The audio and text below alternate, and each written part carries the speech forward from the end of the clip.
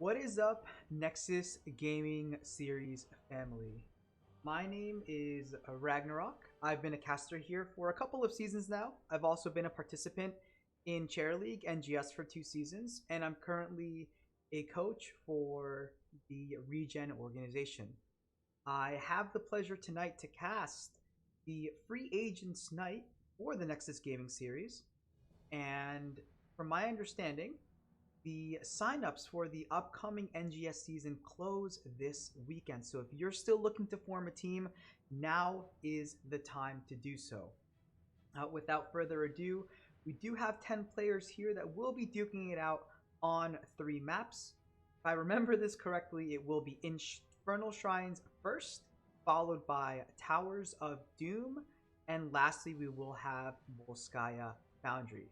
A bit about me: I am a support main, and I play assassins as well. I'm going to do my absolute best to provide you guys with good education, good commentary, highlight plays from both sides here, as you look to see if you guys can either form teams or take some of these wonderful people onto your squads.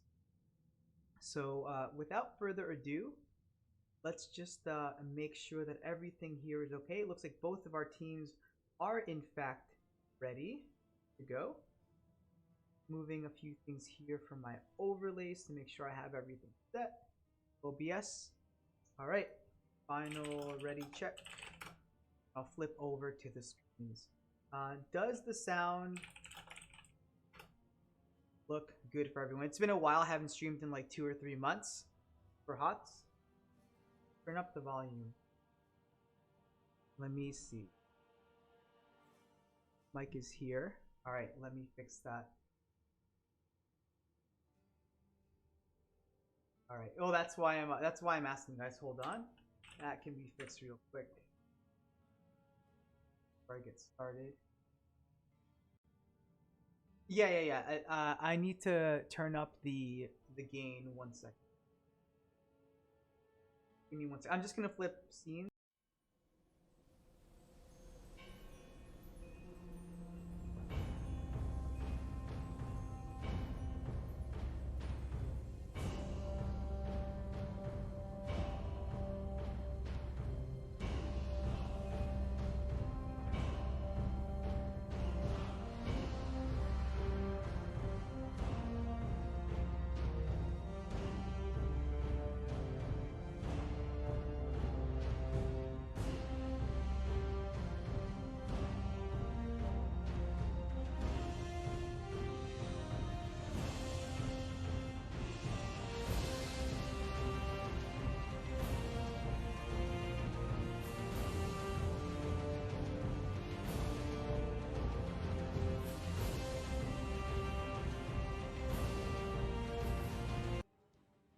Okay, how does that sound? Is that a little bit better? I just increased the mic volume by a little bit. That should be better. If you guys can do a check for me at home before we get started. Okay, cool. If the volume changes, please do let me know. Again, I really appreciate it. Thank you for stopping by, everyone. All right, y'all ready to go? 3 games. Thank you, everyone. Again, this is Free Agents. We have Star Fox and B-Med ready. Let's get into game number 1. This is Infernal Shrines.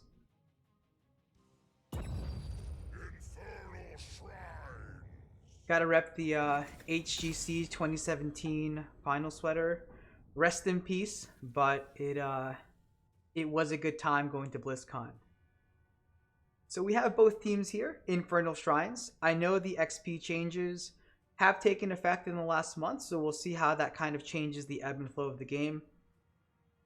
The meta here is slightly different without the pro scene. It's kind of interesting to see how players have decided to take things. More often than not right now, at least in Team League, you will see the focus on tank bans.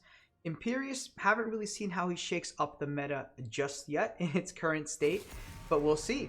On Infernal Shrines, Azmodan is a force to be reckoned with, often run in the 4-man instead of the traditional solo lane from many, many moons ago prior to his recent rework. Garrosh, the Mal'Ganis, is also particularly good here. An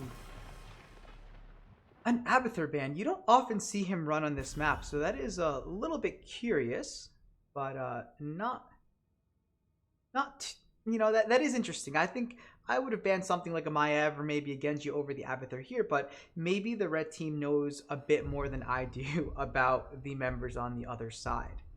So again, I'm expecting a Mal'Ganis, a Garrosh, a Maiev. There's the Maiev, not surprising. In terms of supports, we used to see them ban here like Whitemane. I don't think she's too much of an issue. She's still in the top tier, tier S, just because of her burst denial. But again, not surprising that Zeratul being the ban. So Diablo, I was just going to say Diablo, amazing on this map with the tight corridors, able to push people into walls and just pretty much blow them up depending on the talent choices post 10. We still do have that Mal'Ganis available. Whitemane, Tyrande, Deckard are there for supports. Let's see what the red team chooses. And again, as we kind of progress through this, I'll talk a bit more about how the players are doing on their team, and we're looking at the draft and all that other fun stuff. So, interesting priority on the Kael'thas here with the Medivh for protection. This is a really good map for Medivh. He can portal folks in and out of objectives in addition to just the burst denial he provides in general.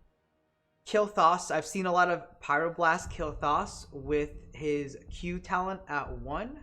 His Convection, don't take it. Please, whatever you do not take it. It's not worth it. Take your globes. Malfurion still very much present in the game itself, and Orphea taken as the first assassin. I haven't seen her played a ton in HOTS kind of across the board. She's very hit or miss depending on the level of execution. Paired with the Diablo and the Malfurion roots, she can be a force to be reckoned with. So what will the red team deny here? We have a tank. The red team needs a solo laner. Makes sense. Imperius is gone. And another assassin, or maybe even an auto attacker to complement the rest of that comp. I would imagine we're going to see a Garrosh ban or some heavy frontline here that will allow the red team to push in. I think Garrosh is probably the pick in terms of a ban. He provides good frontline. His armor is still incredibly, incredibly powerful. Johanna's also not a bad choice, right? This map is governed by rotations and wave clear between the mid and the bot lanes in particular. Jo does an excellent job at zoning, her unstoppable, her trait. Absolutely fantastic job at sectioning off team members and just being that impenetrable wall. So Blaze taken in the solo lane, and very interesting. I actually do like the Thrall pick here.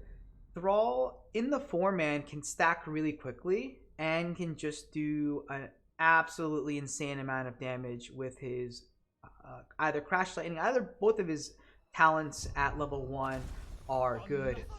That has to be a BMed Samuro. There's no way it can't be. I know some of the players playing tonight, so a Samuro chosen and a Hanzo to complement as damage. So I would imagine that Samuro will be playing in the top lane as a solo laner against that Blaze. We'll see how that matchup goes. Can't say I've ever casted that before.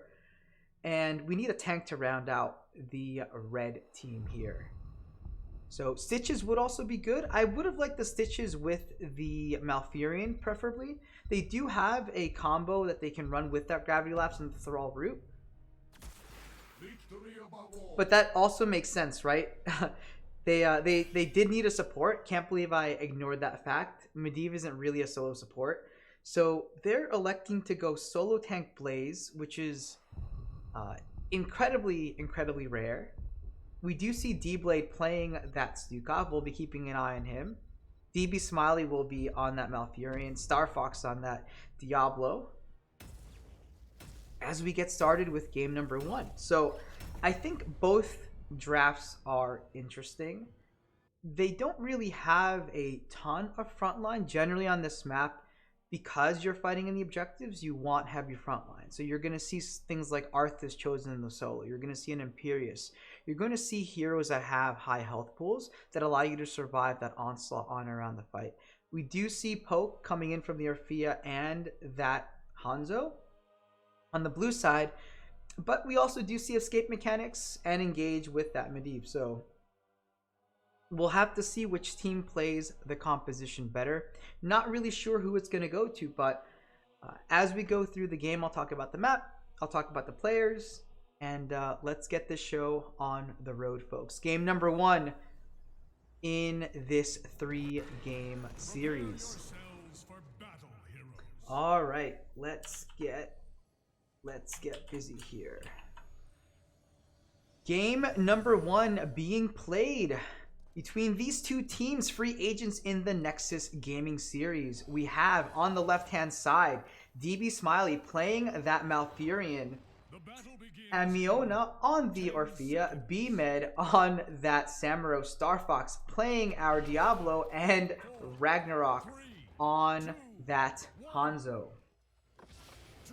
On the right-hand side, we have Rackham on the Kael'thas, Dengstrom playing that solo tank, Blaze, D-Blade playing our Stukov, Thrall in the top, actually played by Hybrid Remix, and our Medivh, where did he go? He's literally flying overhead, is played by Mixels.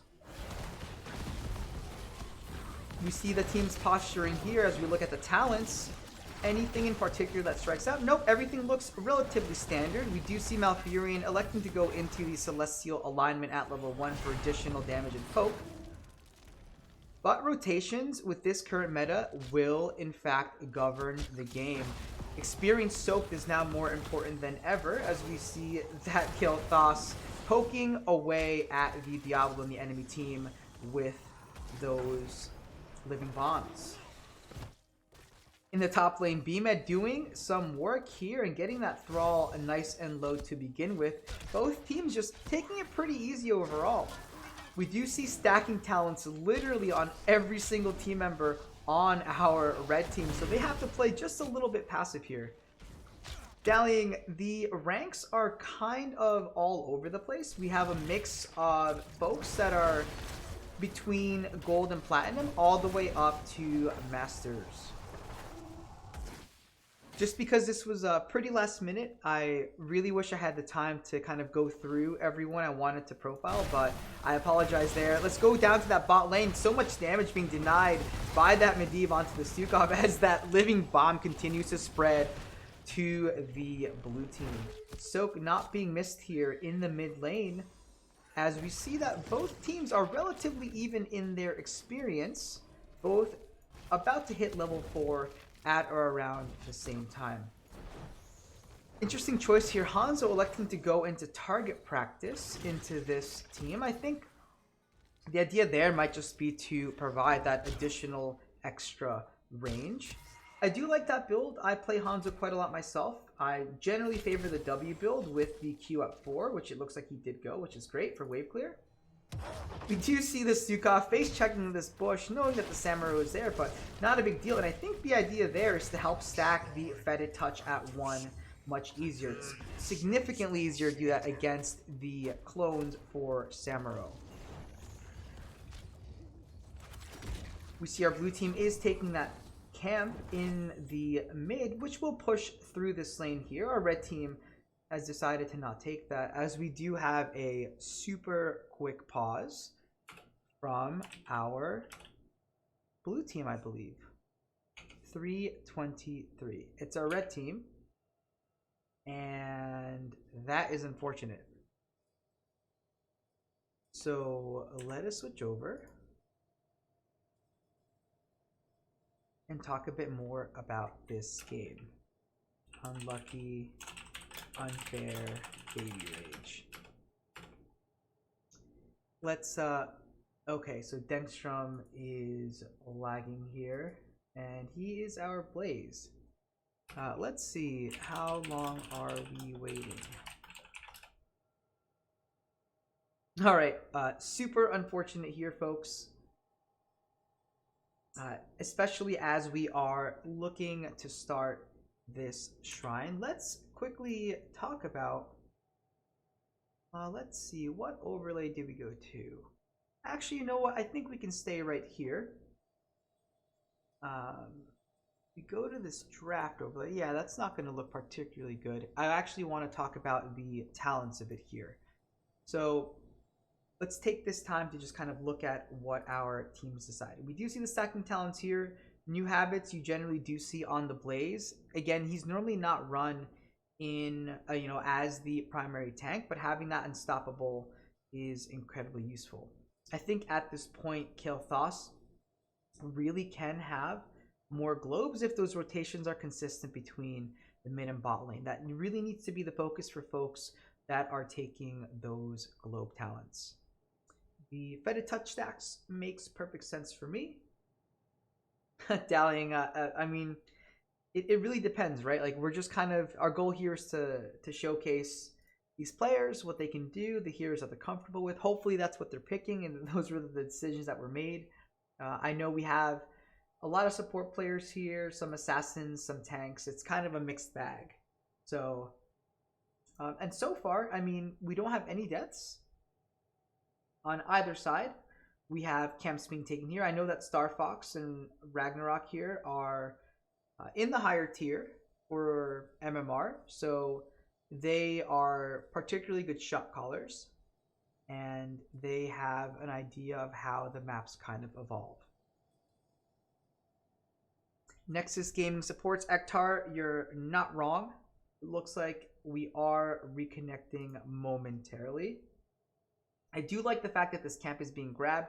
Not sure if BMed is going to find that at the top there. He is getting close, but a Samuro solo into 3 here cannot do that. This camp itself, early on, can pressure that top lane quite a lot. We do know that the next shrine is going to be in the bottom, so chances are we're either going to have the next shrine either here or here, 50-50, right? So preparing the lane and getting this wall down or doing damage can be huge. The well generally should be the target. 3, 2, 1, folks. We are back in the game. Finally, thankfully, no more stalling. Ref on pause. Let's go. Camp is taken here as the red team does take their camp in that top lane as well. And again, folks, if the volume is not good or you have trouble hearing me, please do let me know in chat. I am watching it as best I can. Action here in that mid lane. A couple more stacks here. We do see Echo of the Elements almost completed there by the Thrall as he just continues to poke. Blaze looking to posture here into that mid lane as we do expect a fight to break out. Both teams equal level 6 apiece. Thrall is making his way down here. We do see a lot of stacks on that Fetid Touch building with the silence going right through that choke point. Blaze missing that charge and getting a little bit low here. Medivh portaling. Not really sure what the idea was there as Blaze continues to shrink, or his health points continue to go down. That isn't engaged by Star Fox as the Diablo, but the team members are getting so low, being poked out. That silence zoning and preventing additional poking. The root forcing the red team back to reset.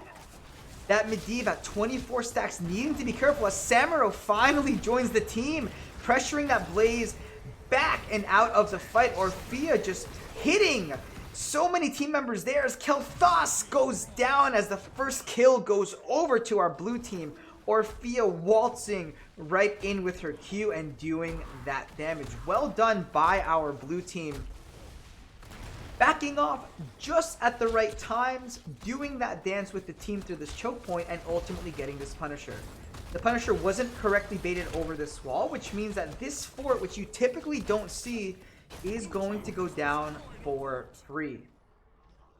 Big win here for our blue team as catapults will now start spawning every 3rd wave here. We do see some damage that will be going onto this wall over here. Again, not very typical for this map given the changes and proper baiting, but good on our blue team. Stealing the camp in the process as well. Even at the same talent tiers, we do have BMed soaking this top lane and pressuring into the red fort.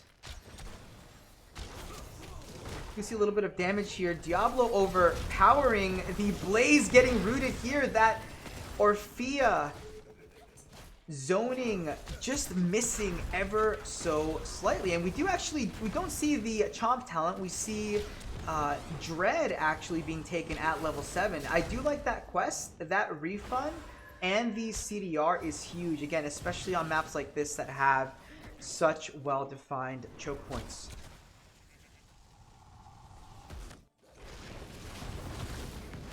We do see the camp doing just a little bit of damage. Only one of the towers goes down as our blue team continues to stack. Diablo going in really, really deep.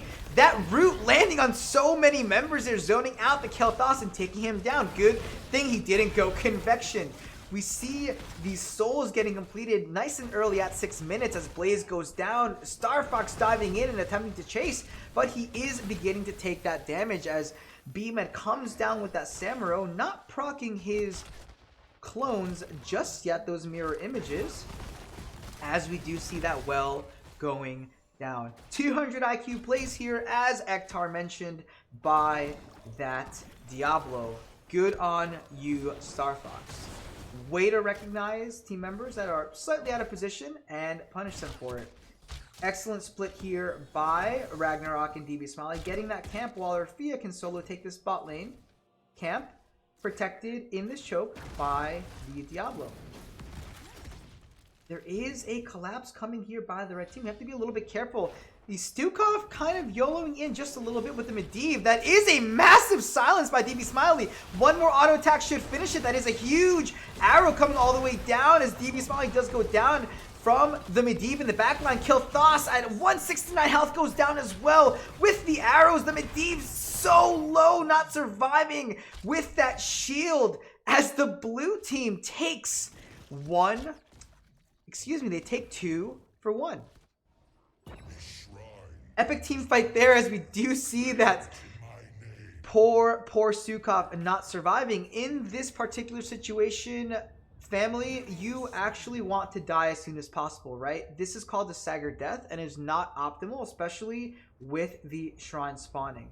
That Stukov needs to purposefully go down sooner so that his entire team can push into this point. Just a small little tidbit there.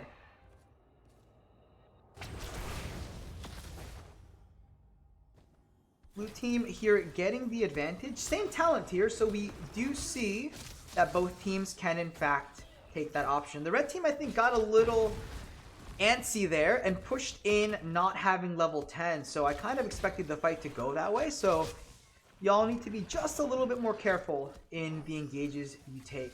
The camp here probably won't do a ton. We do see 24 skeletal defenders for the blue team already as our red team begins to push in. Dengstrom engaging there once again. Blaze, not particularly the best tank. Popping the Unstoppable there. Bima taking so much damage as the Phoenix goes out. The Gravity Lapse does miss that Malfurion as he is getting pressured by the Thrall. Will he go down? Yes, he does. That is a kill on the Malfurion with the Dragon's Arrow landing on 3 members. But with that Hanzo Q, the Arcane Punisher is sniped by our blue team.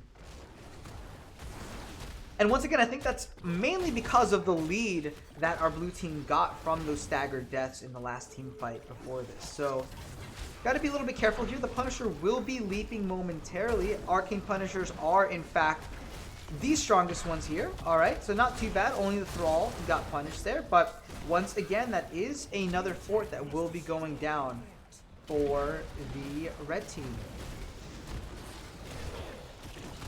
We do see target excision chosen by that Stukov, trying to hit more single targeted healing. That is a leyline seal that only hits the Malfurion. Will there be follow-up? No, unfortunately.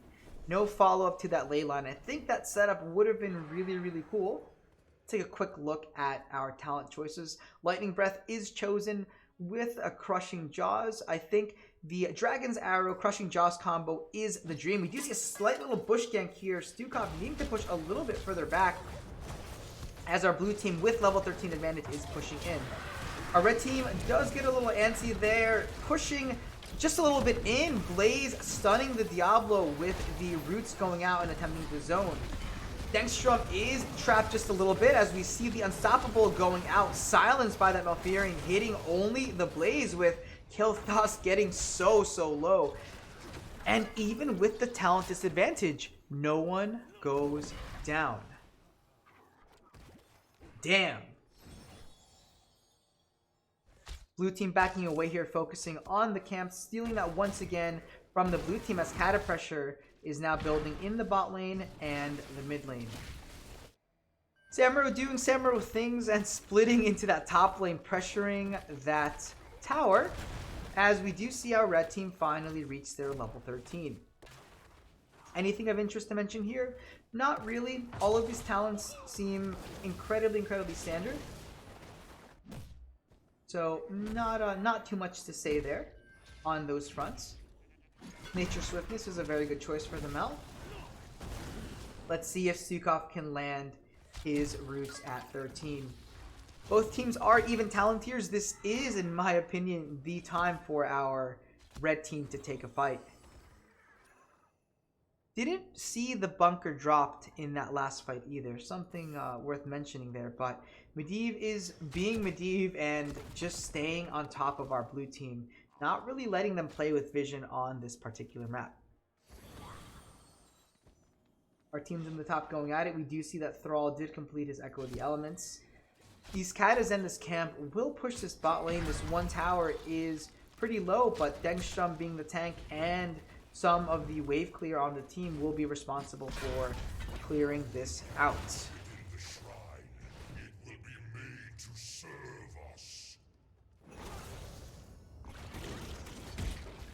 Blue team correctly soaking to level 16 here, getting that advantage, and our red team really gave up their opportunity there. I'm not really sure what the idea was there. These camps aren't really the priority.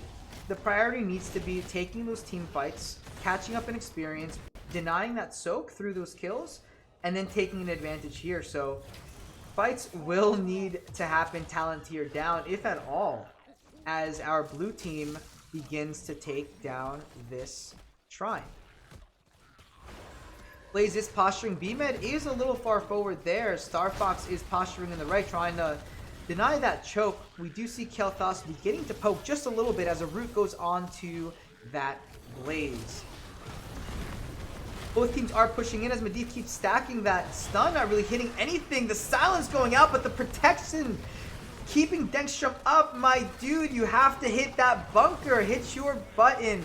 You have it for a reason. Stukov with the failing swipes, going out and saving the remainder of his team, going so low. Can Ragnarok get that final kill with one arrow? No.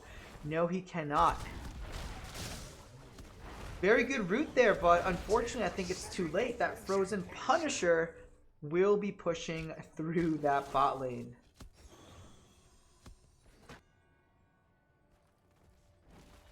B-Mid going to the top. Actually, that camp doing some work, and Samuro does him, provide a decent amount of siege damage. So that split forcing the Sam to not be there is a pretty good thing for our red team. Unfortunately, that Kel'Thas is getting hurt really bad. That Phoenix 5 seconds away from doing that damage. He can't get caught here. This Diablo will dive him and push him back. I don't really think they get the keep here as long as the red team stays persistent. Wohano Hots, I agree with you 100%.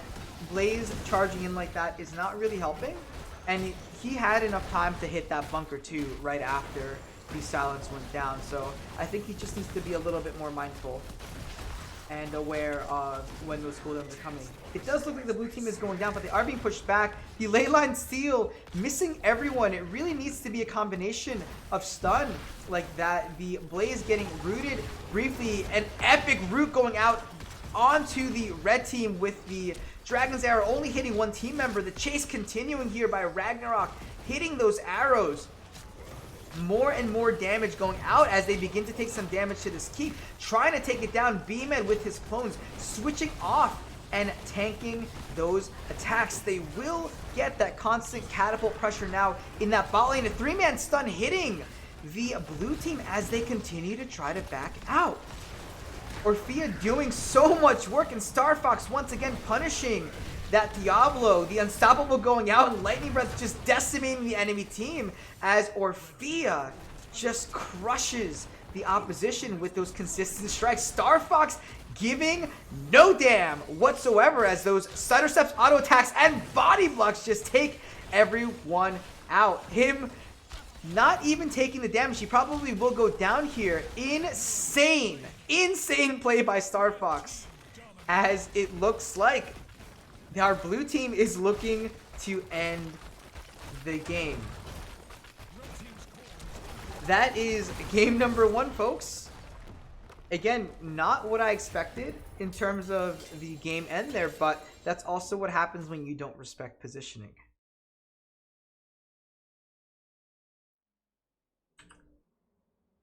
All right. Switch over our overlays here.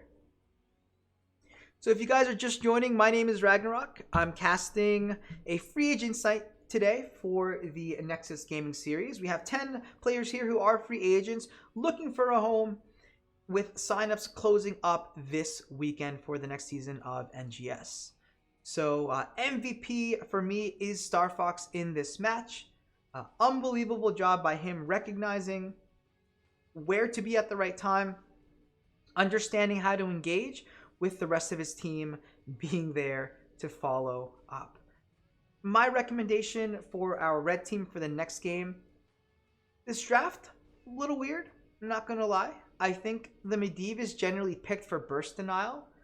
They don't have a ton of burst with their team. You could argue that Orphea might with her Chomp at 7, but she didn't go that talent. They definitely have a lot of auto attack and poke, right? So I think a real tank would be a good suggestion, in addition to some other frontline to help deal with that Diablo engage, right? 2 frontliners, a mage, a good support, along with someone who can poke like a Thrall even, with CC, that will get you the victory. So let's get ready for game number 2. And this will be on Towers of Doom. So we're changing it up a little bit. All right, so let's do this in NGS. Game number 2 for Free Agents Night.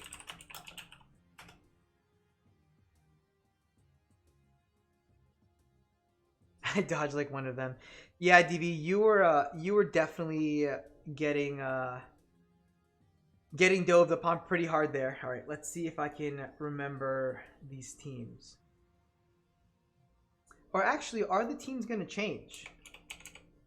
Will the teams be changing? That actually would be a lot of fun. I think it'd be cool if the teams changed. So even though this is a bit different, I mean, blue team is currently winning by 1. The points don't really matter here. I think it's just fun to keep track of it. Move myself over to being a referee.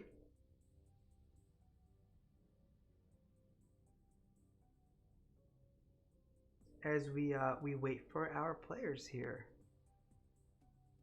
A couple more folks joining. Switch overlays.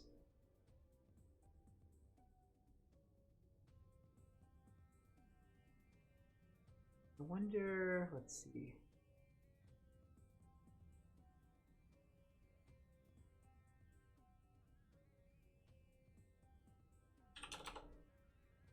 That work. Let's see. Nice. The fade is much nicer. Cool. All right. So, you know what, Zool? I think you're absolutely right. Points do matter here. You know, it's always nice being on the winning team for sure. Throwing out cues like they were candy. Yes, yes, yes. I love the Diablo play in that last game. I loved a lot of the Malfurion silences that were going out. They were hit just at the right time. Again, I think with a stronger draft there, our red team in our last game probably would have had a better chance. I don't generally like picking Medivh that early because you can control him a lot too, right? The moment his shield goes down is when you kind of engage with your burst. So your goal against a Medivh is to try to bait that out. You can also just concentrate CC at his portal locations as well and just punish him that way. So once again, I think a little bit too eager with that Medivh pick. Tel'Thas is probably okay, but again, I would really focus on trying to pick some of the meta heroes from a draft perspective. Are the teams okay as is?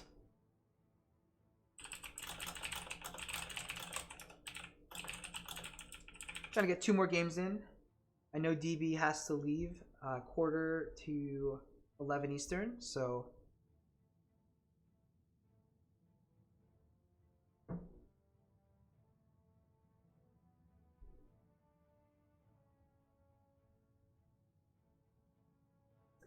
right, redrafting now.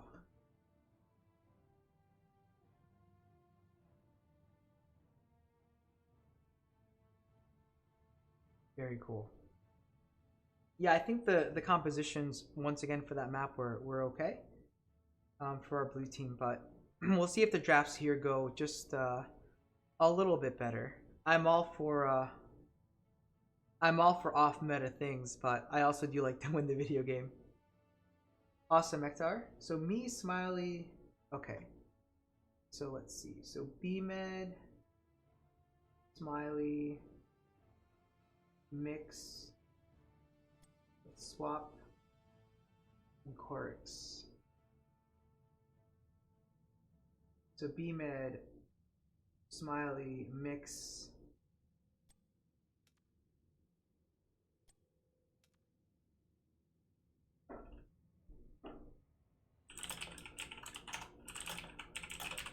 okay, so I think that looks right. B-Med will set to tournament draft. Team 1. B-Med can be the captain. Star Fox can be the captain. Ektar, are you joining? Captains are Chorix and Rock. Cool. Chorix. There we go. Thank you, Ektar. You coming in? You want to observe? If not, I'll just ask if you're ready. Teams ready to rock.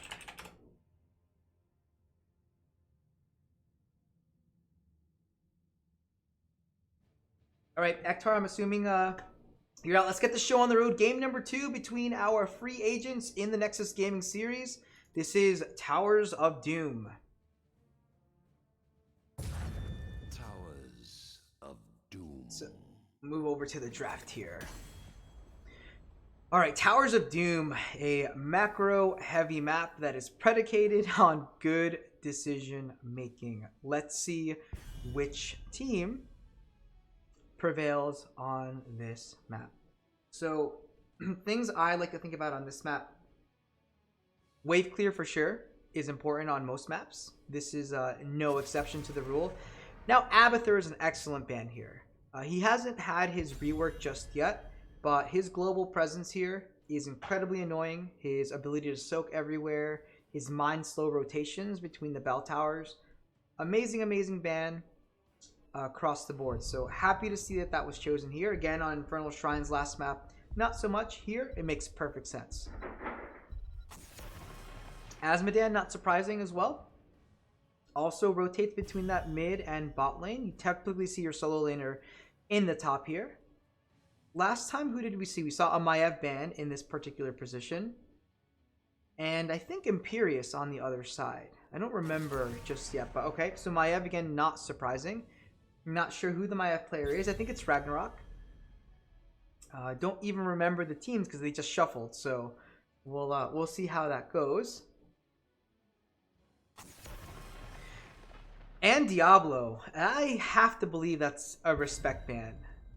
Not surprising, Diablo is one of the top bans currently in ranked mode for not surprising reasons. So it leaves Amalganis up, it leaves a Genji up, it leaves Imperius up if we want to see him in this game. I haven't played him a ton myself, but it sounds like he's pretty good in the solo. You can kite him pretty hard. So, okay. Our blue team electing to go with the Garrosh. Garrosh will punish you if you step too far up.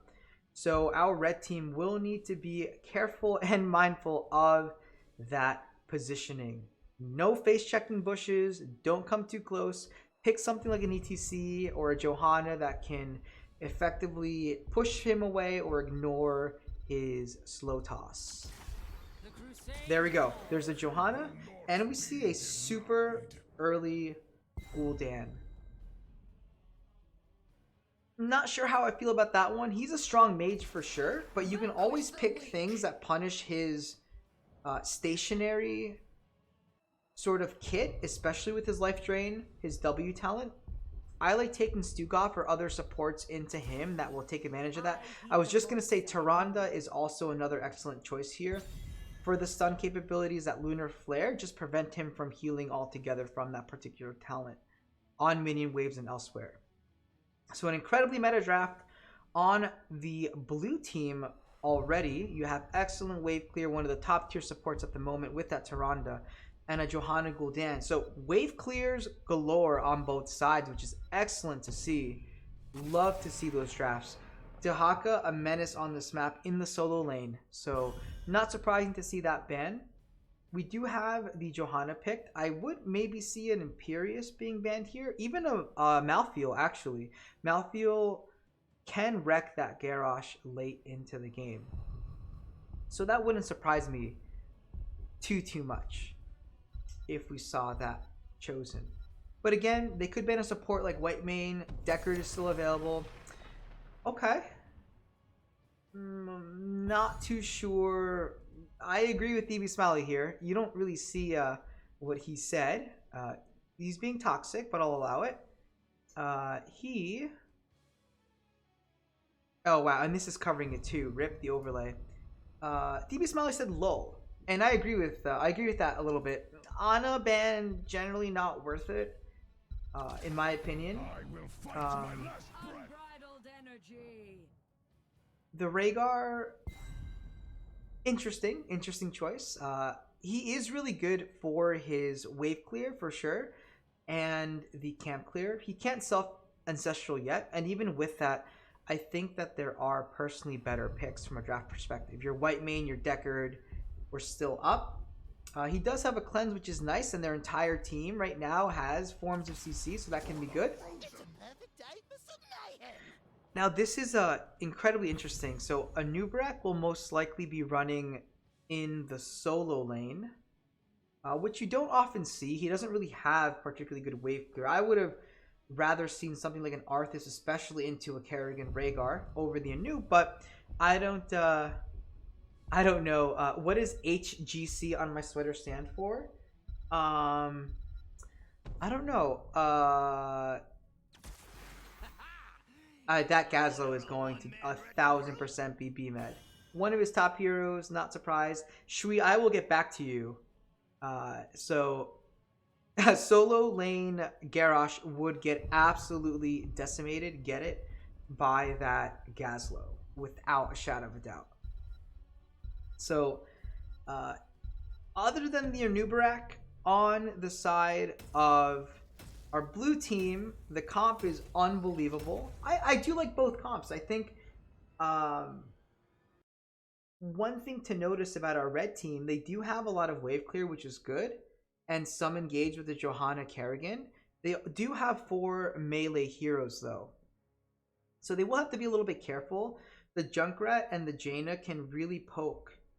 They can poke them to death. Same with the Tyrande with the stuns. So once they reach that level 10, they will have that probability and possibility of getting blown up. So again, I think for me, the Whitemane was probably a better choice for the red team to deny that burst and that engage. Anub'arak, I would imagine, is going to web wrap someone on their team. It could even be the Joe. I don't know. We'll see. Could be the Kerrigan as well with that engage. But no way of knowing until we get into the game. It can go either way. It really depends on the execution of both teams. I like the blue team personally. I think their draft is relatively solid. We'll see who's in the solo. Who's the dude casting? My name is Ragnarok.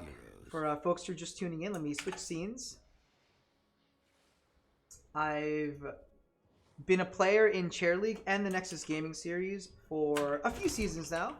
I also coach for the Regen organization. Shout out to Murda and all the other folks. And I also cast on the side. Yeah, I'm also one of 18,000 Ragnaroks. I'm the real one though, just to let you know.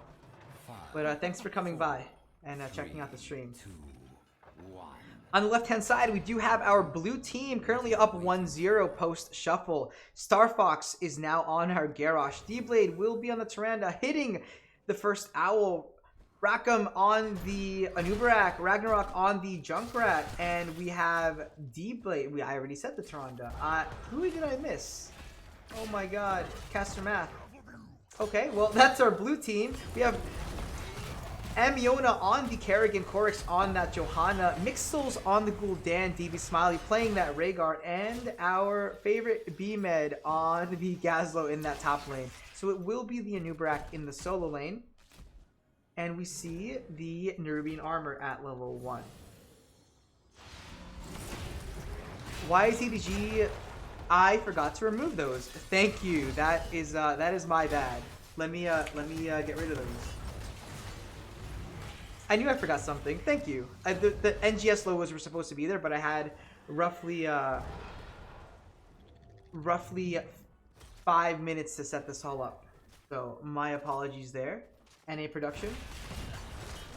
Love what the red team is doing here, focusing on that camp as we see the blue team now moving on to the left. This is a perfect time for our red team to engage on that camp. Will they go in? They do know that the Garrosh is zoned out. That could be the Garrosh going down here if they continue to poke. The Gul'dan needs to continue pushing forward. DB Smiley diving in. That is 2 members getting hit by the Kerrigan stun. But they are surviving. The body blocks going down onto that Tyrande, but Garrosh tossing away the Kerrigan as we do see first blood going over to our red team. Jaina going down. Well done. Great pressure as we see these pumpkins, both pumpkins in fact, taking down that wall. This is a little rare to see, but our red team did exactly what they needed to do in this case. B-Main making some progress here in the top lane. Little starved on mana, as Gazlo often is during the beginning of the game. Hopefully, he will talent into it. Yeah, surprise! This is the new teams. As we see the not real Ragnarok getting taken down, being punished by our red team. Playing just a little bit far forward, there needs to be a little careful into that Kerrigan. It looks like Amiona knows what they're doing, can land those combos, landed a really sick combo over here in this choke point that helped turn that fight. So excellent job by the red team. We have the towers already down that wall, not able to provide protection for our red team. As we see Rhaegar up here, not really sure I like that, to be honest. It really should just be one team member here, and focus should be down here. That's a really sort of not optimal macro decision by our red team. It should normally be 4 and 1 up here. At least that's how the map is traditionally played. We do see a team fight breaking out here. The Q by our Garrosh going out onto the wrong side. Jaina getting caught and being dove by DB Smiley, getting tossed out of there. But we do see the Jaina going down once again as body blocks galore going out onto that Johanna. B-Med posturing in the back, placing down those turrets as the Joe keeps going lower and lower. The Garrosh, Groundbreaker missing the slow as Gazlo takes that third bell tower. 8 shots. Currently hitting the core of our blue team. Red coming out 2-1 in bell towers for that first round. Focusing once again there. Star Fox going pretty low. Kerrigan waiting to hit that slow. Will the Ravage combo come out? No, we do not see it this go around. I think if that Ravage was up, I wasn't taking a look at the at the cooldowns, but that could have been a dead Garrosh. Yes. I think Jaina needs to play just a little bit further back. There's no reason to be there, especially into the comp. A huge Groundbreaker with the stun landing onto the middle of the camp. Junkrat being caught once again. If the carrying combo is up, that can be another kill, and that will be Junkrat going down once again. Mentioned this before, you have to play careful. Kerrigan playing out of their mind. I mentioned before, right? I didn't like the red team's comp over the blue, but it really comes down to execution. If the assassins are going to continue to play this far forward, like this Jaina once again, that needs to get tossed out by Star Fox, and they're going to continue getting punished. On this map, folks, the bot lane is the most important lane. Keeping control of this lane will allow constant pressure by these camps. There are no catapults on this map based on the mechanics of the bell towers, so the advantage you get here is that you lose protection, right? In this particular case, the second phase will be here in the bot lane, so this, I would imagine, goes uncontested. And what the red team needs to be doing here is defending this from being taken for free. You do see one other shot caller's pushing back as Star Fox is taking an incredible amount of damage. Got to be a little bit careful here. Diving into this team will just get you tossed into the kill zone. Ektar, no shame, no shame. Love it. We do see that toss going out onto Korix, being hit by that Tyrande stun, being killed or being pushed into that kill zone and being body blocked. As I was saying just a few seconds ago, you can't really push up that far because you will get tossed by that Garrosh. I still think the red team can stay here. They have level 10s. There's no reason to be giving up this for free. Right? Your priority is this lane. You have protection here. So, feels bad, man, that this was given up for free. This team can stack on this, but hey, I can only analyze and cast. I can't hit buttons for these team members. So, I do love the fact that our red team is taking these camps. Looking at the builds very quickly, everything looks pretty standard to me. We don't see the shield build on the Rhaegar. We do see speed plus the mana back, which is generally typical here. Both teams are now level 10. As Korix, that Johanna continues to get pressured and pushed. We do see the web wrap going out onto the Gul'dan. A ton of damage going out here. Starfall going down. A 3-person taunt. And the Ancestral not landing in time as the Gul'dan is the first one to go out. The Grabo Bomb not really doing a whole lot here as Jaina also goes down. The Kerrigan taken out in the top lane as Johanna taken out by the Garrosh. Both members, both teams zoned so hard, but it is our blue team that comes out on top on this team fight. And we see Ragnarok in that top right and the Tyrande posturing for the left here. Someone? Maybe? Hello? D-Blade taking that tower in the top left. So that's all it takes, folks. Just one team fight like that with good zoning and an excellent taunt by Star Fox to pretty much even out the game. It's 1 point apart now.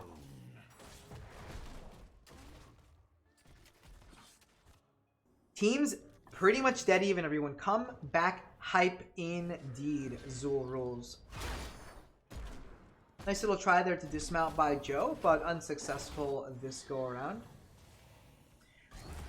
Blessed Shield was chosen. Yeah, everything here seems pretty standard. I like the Starfall pick. 4 versus 4. Nubrak is still in the top lane. You can take a fight here, but I'm not really sure you want to, especially with Garrosh being this low. Tyrande somewhat frontlining. That is a taunt going out as Johanna gets absolutely deleted.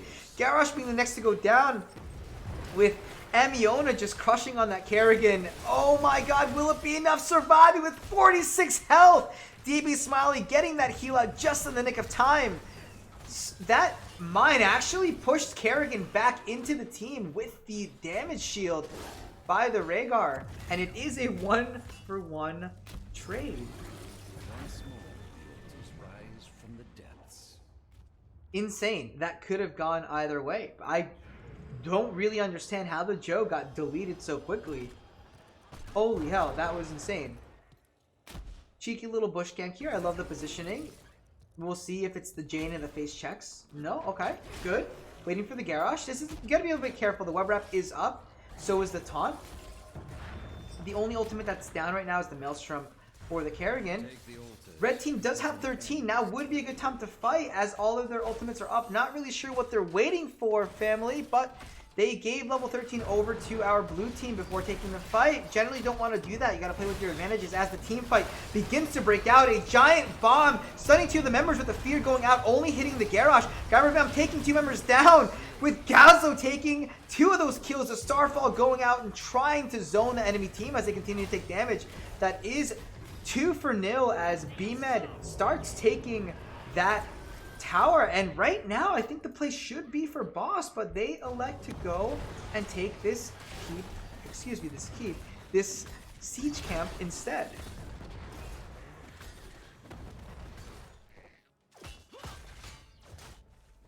Thank you, Ektar and Ulysses, for providing that context. I'm trying to read chat, but I'm also trying to cast at the same time. If you guys can provide some context on the 10 players here, I think that'd be awesome. I think, again, I really wish I had done that before, but I just unfortunately didn't have enough time. Both teams are still even talented here. Star Fox taking a lot of damage there by the Gul'dan, only at 24 out of 40 stacks needed for that corruption to hit and bounce back. Cork's pushing out a little bit far forward, that toss missing. We do see Junkrat trying to take down that Joe, but so much healing coming out from those early talent picks. Amiona, Starfox, and Ragnarok, I believe, are the master players. That is a taunt going out into the Rhaegar, who is standing a bit too far forward. A huge Junkrat mine to push DB Smiling back. Will he escape the Starfall trying to get him out? That is a stun that he just barely avoids. A toss going out. Will he get out? So little health, that Turan, the stun, insane. I thought he was going to get out. Amiona trying to combo the Jaina, but missing. Johanna going down again with all the follow-up in the siege. So much attention. That was insane. So much chase. So much chase, and two members go down prior to the 3 altar phase. How does our blue team do this? Ragnarok is in that mid lane. Will get denied there, but that might be the Gul'dan going down. It is the Kerrigan that ends up getting tossed with the taunt going out. The mine landing back into that root with a bit more damage, just needing to go out. The Jaina getting stunned, being magnetized like it's her job, unfortunately. Amiona, what? You are absolutely nuts! Taking two members down with 0 to no health before you go down yourself. D-Blade looking to get this. Can we get an interrupt? No, we have both of our tanks defending the choke points to those towers. Our blue team does need to be a little bit careful here. Johanna can launch that Blessed Shield a little bit too late. A little bit too late. But yes, indeed, that literally dead Kerrigan somehow still finds a way to kill 2 people. Feels bad, man. Fort taken in that mid lane, which will be kind of annoying at this point. I think taking this camp or rotating, getting this bot lane back is the call. Again, the passive nature of the red team here, not ideal. They have 16 advantage. They need to be pushing with it, right? At this point is when you start pushing into this lane, pressuring bot, right? It looks like they might get there in time. They're pushing the team off, but this is an area where you can get those kills for free. You really only need one person to get that. But the bot lane push is definitely the play here. Gazlo looks like took the mercenary talent. I'm not a Gazlo player. Yep, hired goons, that's what it's called. We do see the Grab Bomb only hitting 1 member, but that laser doing so much damage. Now is a great time to engage, in my opinion. Kerrigan looking to posture for a combo. The Johanna pushing forward as DB Smiley drops that totem.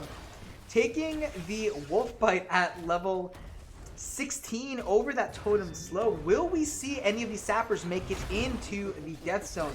They need to be a bit careful here. The unstoppable pop to prevent that toss into the dead zone. That is the Gazlo. Feels bad, man, getting tossed. Garrosh at 19 health going down as well. The Jaina completing her talent there as the Starfall goes out and continues to zone. I do believe that some of the sappers did end up making it in through the distraction. But we only have one of these bell towers, which means that if the red team takes this, they will get 6 shots. That is Rhaegar dominating once again. The Lunar Flare going up and not being enough. Oh my god, the Kerrigan doing so much damage, landing stun after stun after stun. Forcing the stasis to come out of the Jaina, not getting comboed enough. That Rake missing ever so slightly. Amiona doesn't give a damn. She goes into the kill zone, getting Ancestral anyway. Securing one more kill. Oh my god. I literally can't even. Boss is up. 3 members down. Does our red team rotate up there? Boss will not net them the win, but it will get them to 1 point.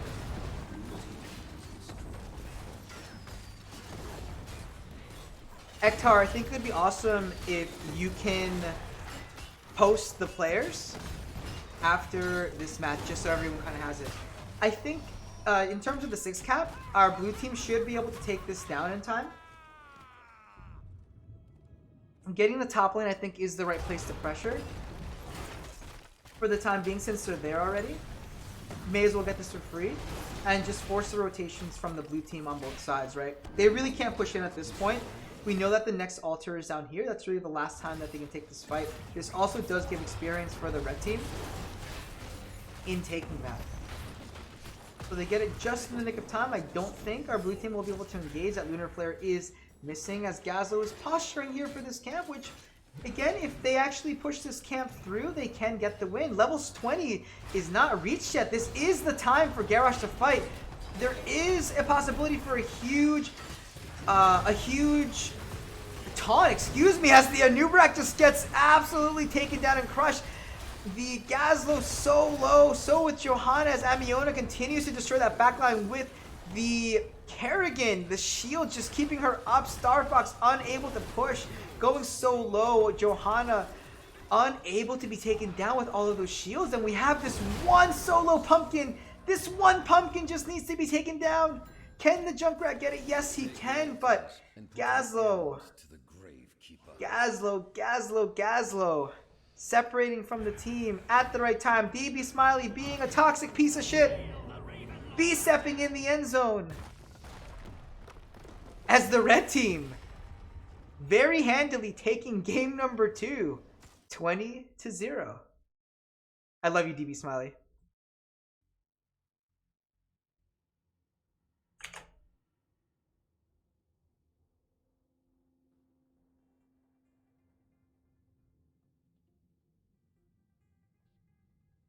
So definitely lost my voice a little bit on that one. Hope the hype was okay. I think without a shadow of a doubt, the MVP in that game has to go to Amiona. Those Kerrigan plays, the Ravages, the combos with those sharpened blades were just out of this world. Combo after combo after combo. You see here that the overall kills, you know, they weren't like super one-sided. They were pretty even at the very beginning of the game, right? Top damage here went to Ragnarok on that Junkrat. Talent choices here, a little interesting, right? On the Jaina, you typically see Globe QQ, right? Arcane Intellect is okay, right? I'd also, I think, Water Elemental into this. With that amount of frontline, I'd probably go Ring of Frost if we're looking here. All the other talents, I think, seem generally okay from what I'm seeing. Rhaegar looks good. The Johanna build looks sound. The Gul'dan build looks pretty okay. I like Healthstone at 13. Bound by Shadow could also be okay, but I still think the additional spell power at the, you know, at the versus the healing reduction, I think, is also pretty powerful, especially with heroes in the backline that have such low health. So I think both teams did amazing. Thank you, BKL, for posting the list of our free agents playing, as we'll quickly get our last game set up here. Last game coming up. Let's pick Volskaya Foundry. Volskaya Foundry is the last pick. I almost picked the sandbox there.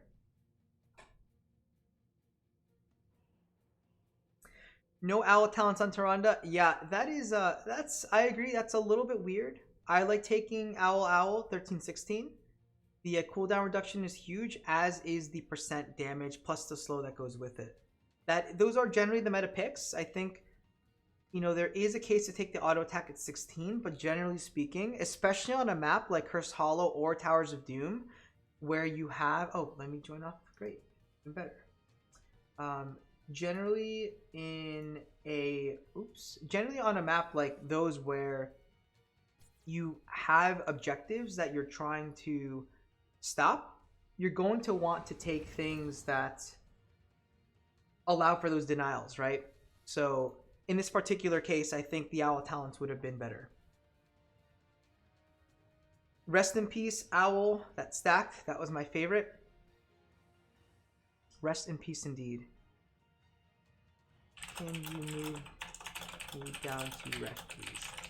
Thank you. Awesome. I like that last game better than the first. I think the drafts were better. They were well thought out. I think both teams had an opportunity to come back,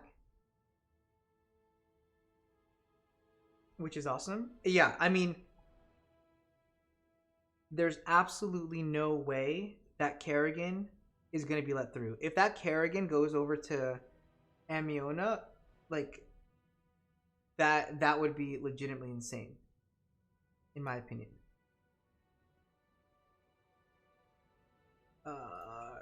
Need to change game mode. Can you... I need to be host. Rack. I missed Hybrid Remix last game. That's who I missed. Rackham, thank you.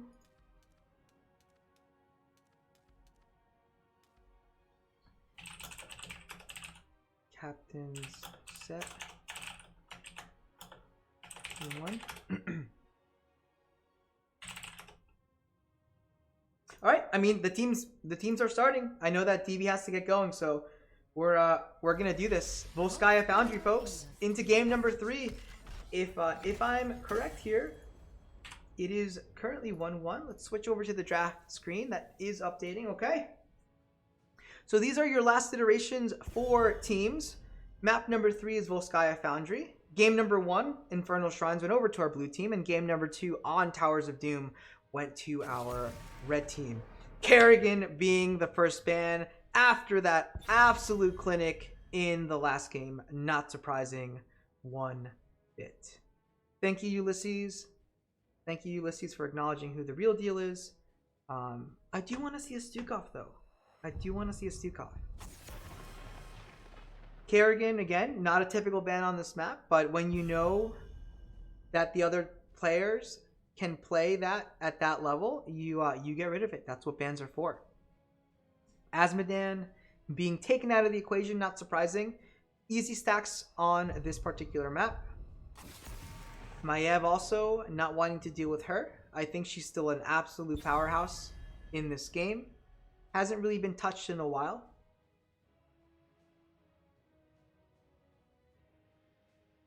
Folks still fighting over who the real Ragnarok is. I'm gonna drop a fun little emote.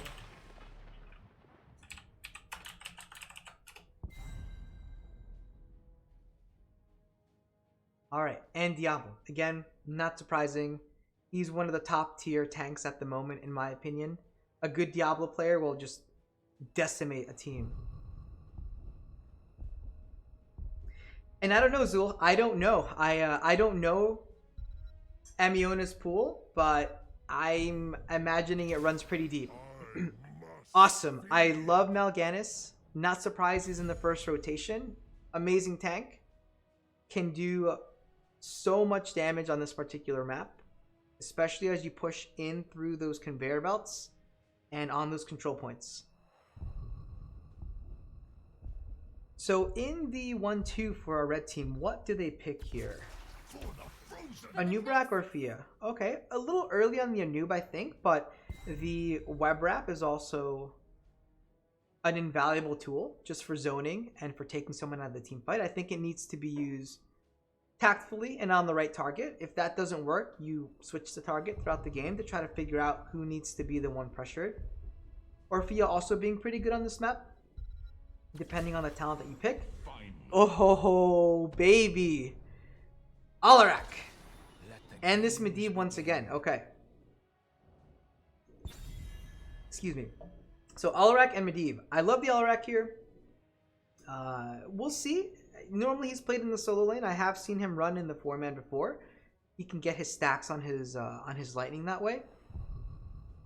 Medivh again feels a little early to me. Don't really know what that's about. Again, our red team hasn't really shown a ton of burst at this moment, so curious to know what is going on in particular. Malfurion banned out, and there are still other supports, right? Whitemane, Kazlo. Ooh, that hurts. That hurts. I mean, are we getting another Samuro then? Oh man, B-Man might be tilted here. We'll see. We'll see. Lot of choices. We have our Imperius still up as a solo laner. We have pretty much every single support other than Malfurion up. Will Stukov get chosen here? He is still up. Where's my DB Smiley Stukov? Okay, I was right with the Imperius. Tyrande, not surprising. Tyrande's great follow-up to that Imperius Q and pretty much Anub'arak's entire kit for the most part, right? His double stun. DB Smiley, don't kill me, man. You've been hyping up the Stukov. Let's see it. Yeah, I mean, it has to come here, right? If these are the way the teams are structured. So, what will our blue team pick? They do need a solo laner. It could be that Alarak again. Otherwise, they need some damage and a support. With every death comes honor. With honor, redemption. Okay. We have an Ana. Not sure how I feel about that, honestly. Where will we end up this time?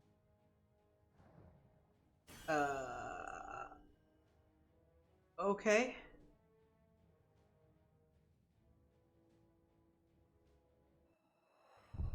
I think I'm broken. I think I've seen Vikings play it on this map one time. I know you picked Stukov in the first game, D-Blade, but you know, it's been DB that's been hyping it up. So we'll see. We'll see how Vikings play out here. I don't even know what the push lane is in the case of Viking. It's probably top. You're trying to hide the Stukov. That's fair, dude. That's totally fair. I get it. I understand.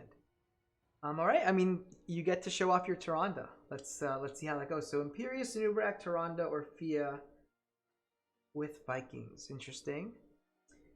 This will be interesting. The Vikings might be good sadism for that Alarak, depending on how they're played. So let's get into this game, folks. Last game of the night for this free agent site for the Nexus Gaming series. Let's hop into this game. Last and third game will be here on... Come, let's show these children how it's done. On, words.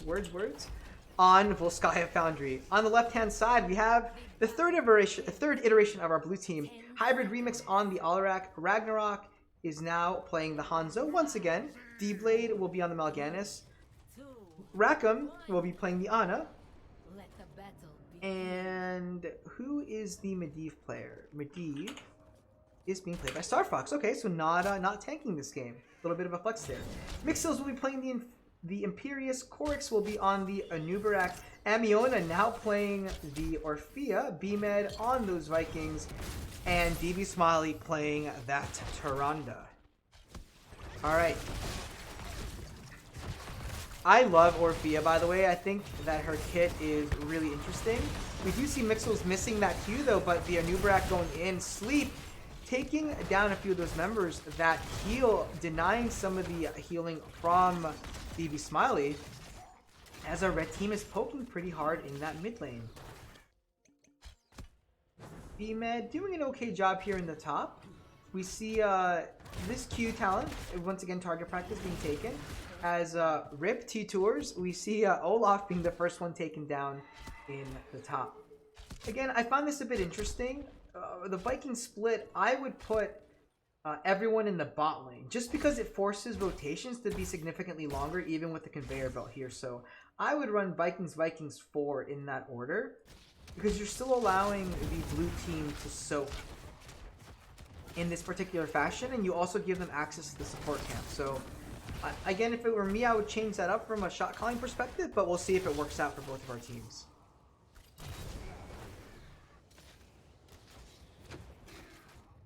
We do see the extended lightning going out. I expect the subsequent lightning talent going on here. Ana is also pre-changes, so rest in peace, piercing darts starting next week. Very interesting. Anubarak going beetle build here. I wonder. Yeah, I'm not even gonna ask. He's we'll just leave it at that. He's going beetle build. See how that works out.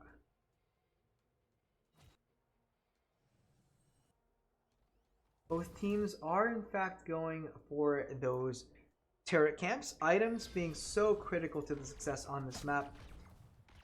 B-Man getting pressured pretty hard here in the top lane. Not sure that Olaf is the right Viking to be putting against that Hanzo. We do see Medivh currently at 20 stacks. Pretty damn good for 2.5 minutes into this game. As Anubarak is pushing into this middle lane. Portal, letting everyone escape, but walking back through. Ana taking so much damage just from the Orphea with a very cheeky Lunar Flare landing at the very end there. 1 stack for DB Smiley on that Tyrande. Both teams with those turrets, the heal camp not taken. Ragnarok being protected at the very last second. They're denying the Dread from the Orphea as Amiona continues to poke. First objective on this map is choreographed as we do see the Imperious go in, get silenced by the strike, that Q from Alarak as our blue team takes so much damage, the poke just being so much. Can Hanzo follow up? Both turrets are down. The Tyrande auto attacks keeping Mixel alive just barely. Just barely. So many Tyrande players don't realize that those auto attacks with that Talon now at 1 instead of 7 are what are needed to keep your team alive. Super good on DB Smiley there for making that determination. 1 auto miss and that Imperious dies, but instead he gets to tap and live another day.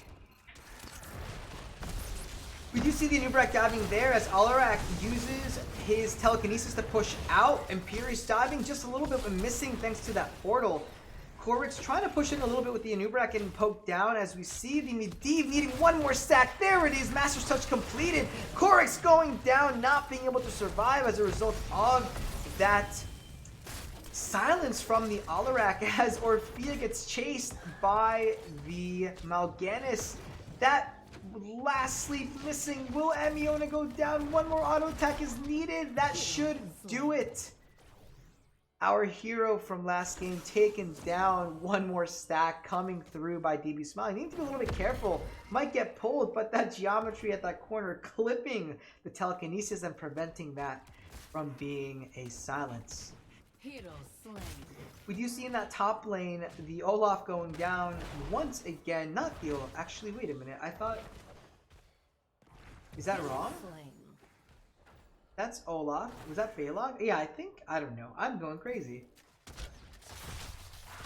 We do see pushing back into this mid lane again. The combo going out by that Tyrande. D-Blade on the Mal'Ganis, zoning out the back line. And Ana Hanzo just being taken out by Amiona, doing so much damage as both teams over 90% getting those final kills.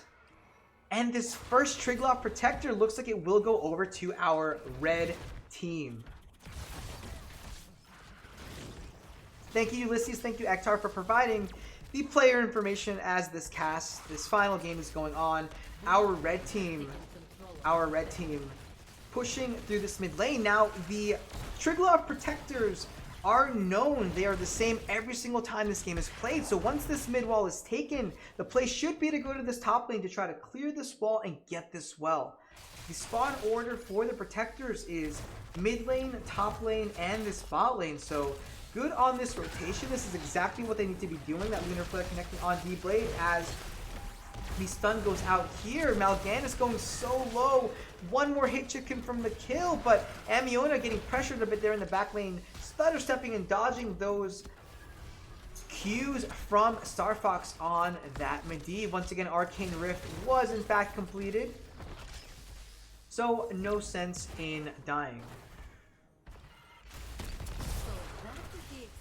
Alright, got a little bit of work done there. Level 10 is reached by our red team. We have seen the Viking soaking. Be mad, hello. There we go. Move that Viking forward just a little bit. Collect those globes. Get that life regen up. Did you take Viking bribery? You absolutely did. Awesome. Watch it. Nice. Camp taken and bribed over. Nicely done by the Viking there. Eric going down. Rest in peace. Sleep dart hitting. GDI Eric. Yep, same. Same. Right, Medivh is scouting over here to see if that camp is being taken. You will see that rotation. Very common talents taken. We do see the Carrion Swarm, which I think is definitely the right pick.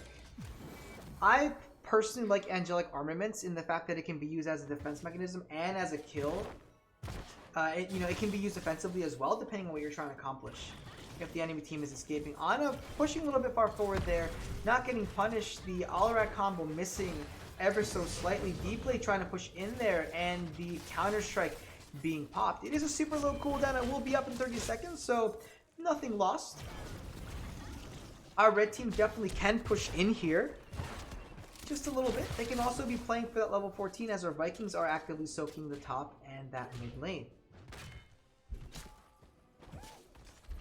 The waves, for the most part, are being frozen here. Not seeing a priority making it to that heal camp just yet.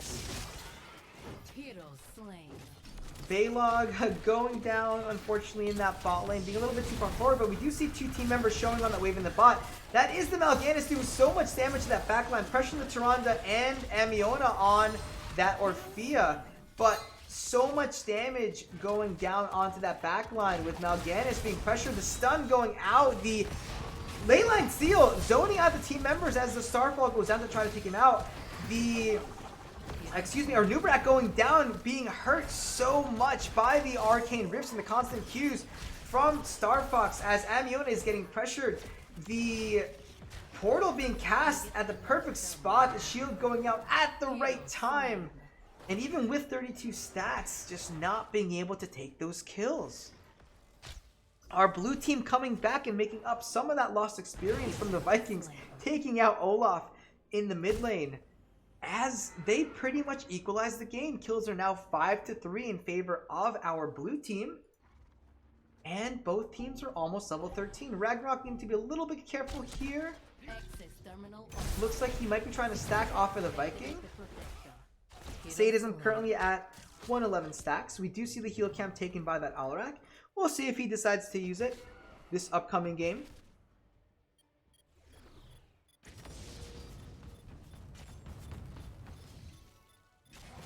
D-Blade posturing here as BMed pushes in with that Olaf. A lot of poke damage coming out by Tyrande. That sleep dart hitting two individuals there at 14 stacks currently by that Ana. Nano boost is up. All ultimates are up. We do see the Imperius engaging with the Starfall going down. A little bit of counter synergy there with the Leyline Seal. A arrow going out as well. The Orphea just doing so much with those crushing jaws, taking two members down as the Imperius goes down. The Carrion Swarm going out, trying to do so much damage to that backline, sleeping all the team members of the backline. Chain sleep after chain sleep as we do see Rockham getting hit super hard by the Orphea. As our red team barely escapes. Looks like they do have taps available there.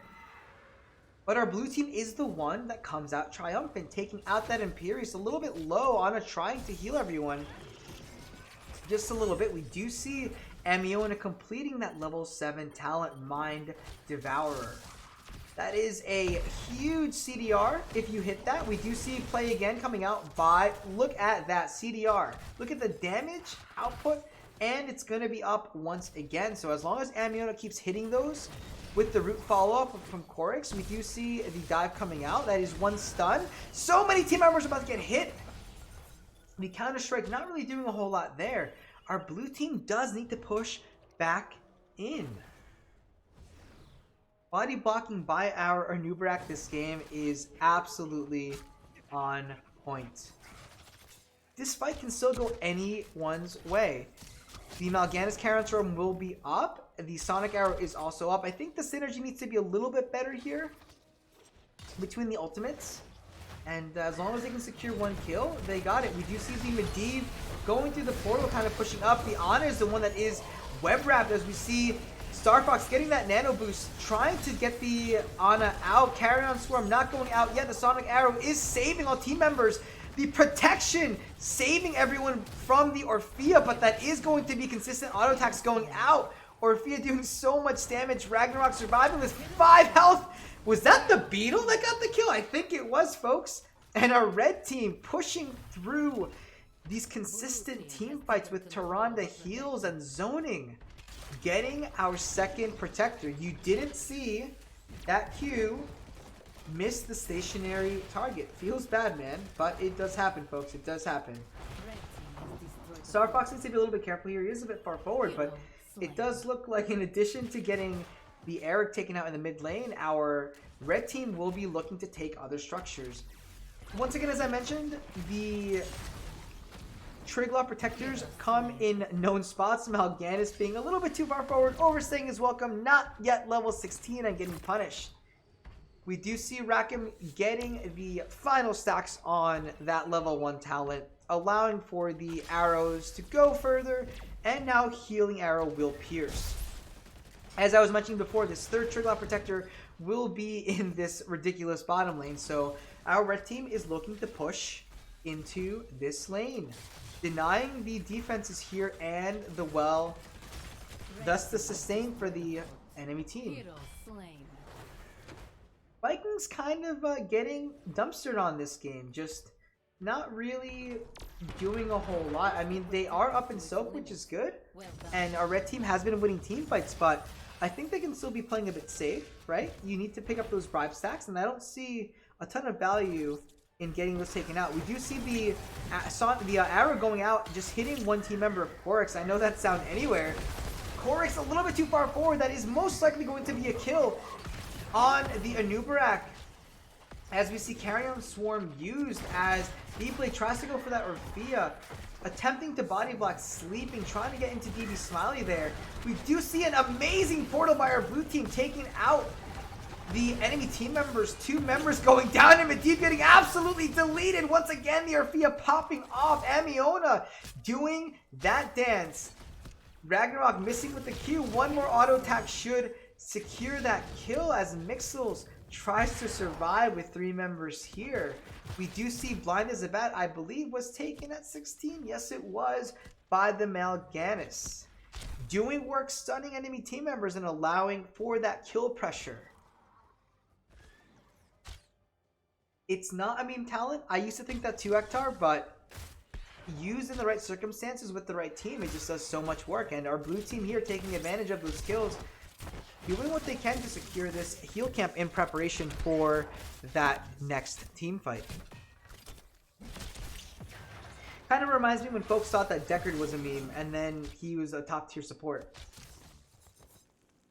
I think it's powerful, Zool, when used correctly. But you end up seeing most people take it these days. And you also see them use it incorrectly. That tends to be the depressing part. Level 19 reached by our red team, as we do see this Merc camp beginning to push to the top. Globe B-Man, Globe B-Man. No, rip Globe. An engage going out there onto B-Man. That damage, so much, almost 50% health done to Rakim. That is the level 16 Jaws, the Lurking Terror talent, allowing Chomp to be cast from the Dread. So easy way to get so much damage into that backline by the Orphea, as if you need her to be more annoying. Ah, I see what you're saying. Yeah, about Deckard. Yeah. I completely. He's one of my favorite supports to play. The Mal'Ganis here being kind of crushed by the enemy team, and that is the red team taking advantage. About to hit level 20, taking the heal camp. My friends, you cannot rotate like this by yourself, especially into the enemy team with no vision.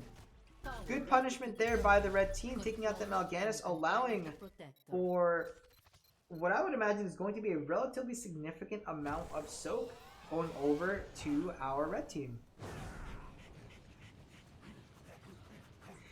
BKL says, if this is Amiona popping off with people she's never played with, I'm terrified her in a team. You and me both.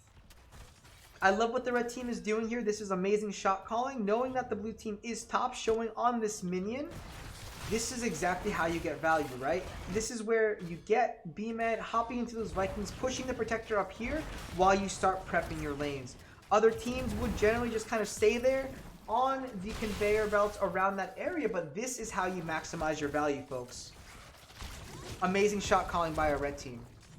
Right, they're still level 20, just leaving the Vikings split to the top, right? He can start pushing in as they get zoned back. And now with this lane prepped, I think bottom lane is the place where they want to push. We do see Mixels going in. I like that choice. He doesn't provide a ton of wave clear and siege damage.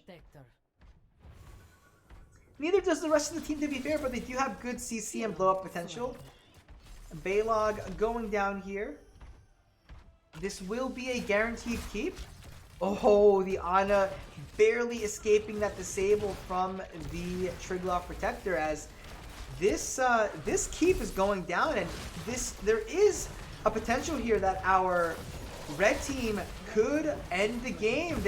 Both teams are level 20. We do see items, the heal camp on that Tyrande. Will it be used? We do see the Leyline Seal going out and hitting only one team member, the Orphea.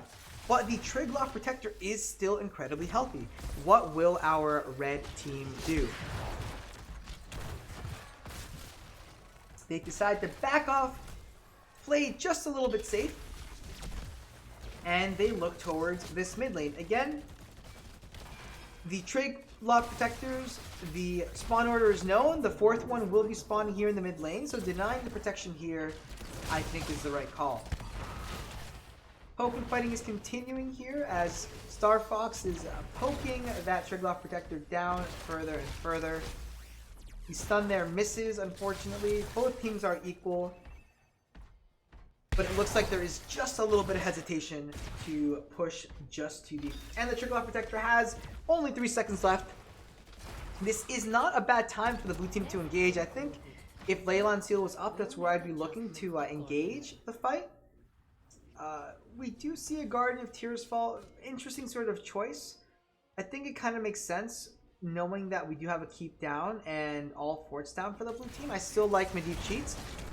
Here is a level 20 fight, everyone. We do see the Starfall going down. The silence is hitting the Anubarak as the Alarak is the one that's web wrapped. Protection goes out onto the Ana, who is far forward. That is 4 members being caught by the Leyline Seal. The Crushing Jaws killing the Alarak once again. Amiona popping off as the heal camp does go out to keep the team members alive. Star Fox barely making it out of that portal as the engage continues happening. Will the Anubarak dive back in? No. We do see the sleep going out onto Mixels, as will the Carrion Storm. Once again, the Crushing Jaws doing work. The Chomp killing out the Medivh. Sleep going out onto Mixels, but preventing a kill. Our Vikings taking that Ana down. As now we see our red team taking 3 members down for none. Will they try to end the game? It looks like they will be pushing here into the spot lane. They do have 3 catapults here with 3 team members down. Can our blue team do enough? We do see so many stuns going out that Lunar Flare is missing, but the core is going down. The Hanzo is clearing out the catapults pretty quickly, but I don't know if this will be enough. B-Man is coming in with his Vikings. Ragnarok taking so much damage. The Chomp going out once again by Amiona, almost taking the Hanzo out.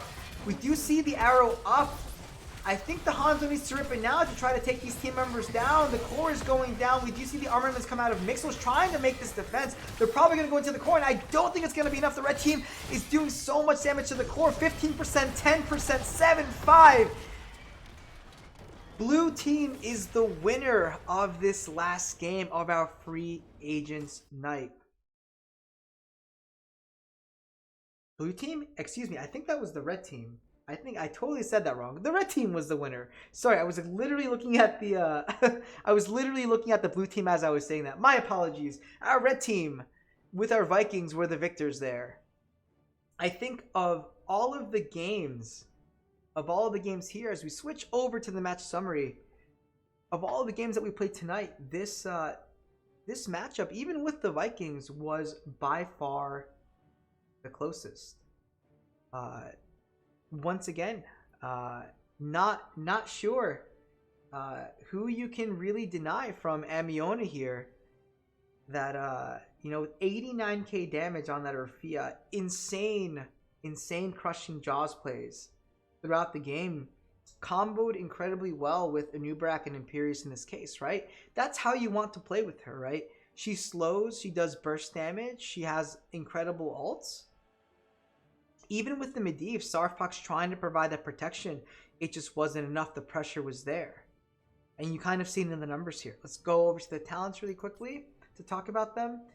I'd say relatively standard builds for the most part. I don't really see anything that strikes me as super odd. I talked about the level 20 talent here for Starfox on the Medivh. Makes sense based on the lane pressure that we were seeing. The Anubrak decided to go Beals. Along with Acid Drenched at 13 makes perfect sense. The rewind is almost always what you pick here, just to provide the quadruple stun and the stun lock, which was definitely helpful in controlling the backline. And the Vikings, right, providing pressure, getting soak, helping reach 21st, and ultimately securing the wins for our red team. Folks, I think that takes us to the end of our cast tonight.